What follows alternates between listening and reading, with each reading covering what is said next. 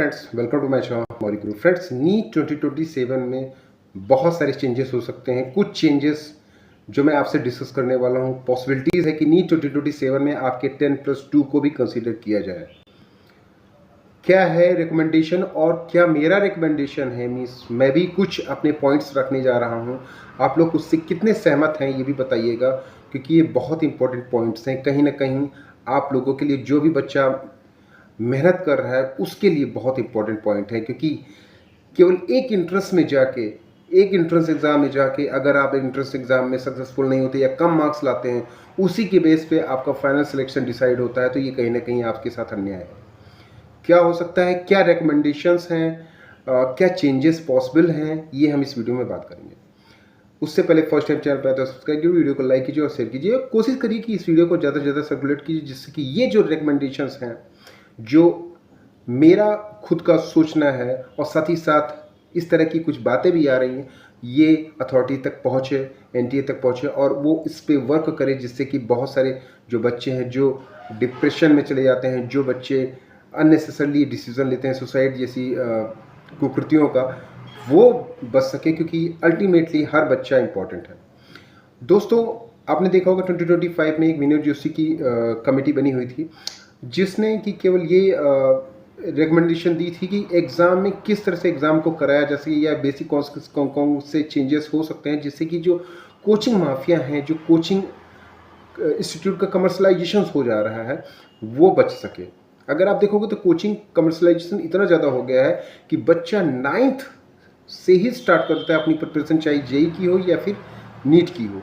तो वहाँ पर क्लासरूम की डिपेंडेंसी ख़त्म हो जाती है। मीन्स क्लासरूम कोई जाता नहीं है, सीधे वो हाई स्कूल का या तो पेपर दे दिया या तो इंटरमीडिएट का पेपर दे दिया। बीच में वो 4 साल अपनी प्रिपरेशन केवल करते हैं, फोकस करते हैं प्रिपरेशन पे। इस चीज़ को अवॉइड करना है, इस चीज़, क्योंकि ये मेंटली प्रेशर बच्चों पे बनाता है। और ये एनटीए का भी मानना है या इस कमेटी का भी मानना है कि सिंपली आप इग्नोर नहीं कर सकते हो कि 10+2 के एग्ज़ाम को ही इग्नोर कर दो, उसका कोई वैल्यू ही ना हो।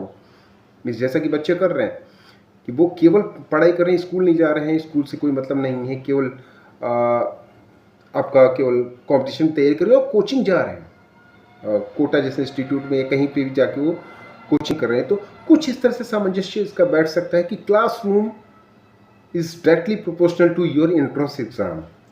मतलब क्लासरूम की वैल्यू बढ़े, चाहे 10th हो या फिर 12th हो। तो मेरा जो मानना है कुछ इस तरह से कि 10th का भी वेटेज होना चाहिए। मान लीजिए कि 20% 10th का वेटेज हो, 30% आपका 12th का वेटेज हो और 50% आपका एंट्रेंस एग्जाम का वेटेज हो। इससे क्या होगा कि एक बच्चा लगातार स्मूथली प्रिपरेशन करता आएगा, केवल एक चीज़ के लिए नहीं कि नहीं मुझे एक एंट्रेंस एग्ज़ाम का ही प्रेशर रहेगा, एंट्रेंस एग्ज़ाम दिया, उसमें हुआ तो हुआ, नहीं तो फिर वो ये 10 तरह के डिसीजन ले लेता है कि डिप्रेशन में चले जाता है या कुछ और ऐसी घटनाएं कर लेता है। तो ये चीज़ों से बचेगा वो।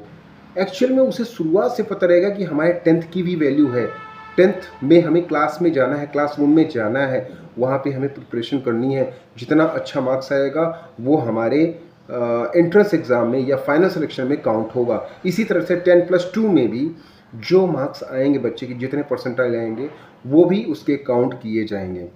तो दोनों के वेटेज को अगर काउंट करके आपका एंट्रेंस एग्ज़ाम का 50% का वेटेज, ये तीनों चीज़ों को अगर एग्रीगेट करके फिर सिलेक्शन लिया जाए तो ये ज़्यादा सही रहेगा। क्योंकि बच्चा यहाँ शुरुआत से ही अपनी क्लासरूम के प्रति सजग रहेगा। और ये जो अननेसेसरली कोचिंग माफिया अपना डर बैठाते हैं कि नहीं कोचिंग करोगे तभी सिलेक्शन होगा, नहीं करोगे तो किसी का सिलेक्शन नहीं होगा, ये सब चीज़ों से आप बच सकते हैं।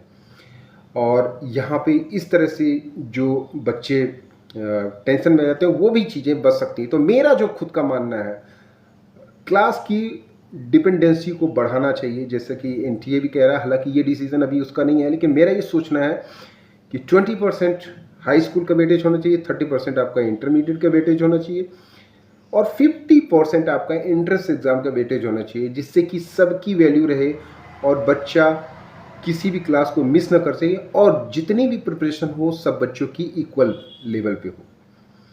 कि नहीं एक बच्चा सारी क्लासेस मिस करके कोटा चला गया है, एक बच्चा क्लासेस कर रहा है, एक बच्चा कि फाइनेंशियल कंडीशन अच्छी नहीं है तो वो कुछ भी नहीं कर रहा है, कोई भी कोचिंग नहीं कर रहा है, तो ये यहाँ पे यूनिकनेस आ सके कि हाँ ठीक है, सभी बच्चे क्लासरूम को ज्वाइन कर रहे हैं, सभी बच्चे प्रिपरेशन कर रहे हैं, सभी बच्चे क्लासरूम के ही बेस पे जो क्वेश्चन पेपर बन रहा है उसी का सिलेक्शन कर रहे हैं। तो नीट 2027 माइट भी पॉसिबल कि आपका इसमें भी हो सकता है, मीन्स ऑनलाइन मोड में भी हो सकता है। अगर नहीं भी होता है तो इसमें बहुत सारे चेंजेस हो सकते हैं, जो कि मैं बता रहा हूँ कि 10 और 10+2 दोनों का वेटेज काउंट करके 50% वेटेज आपका एंट्रेंस एग्ज़ाम का, तो ये एक स्मूथनेस आ जाएगी इस एग्ज़ाम में।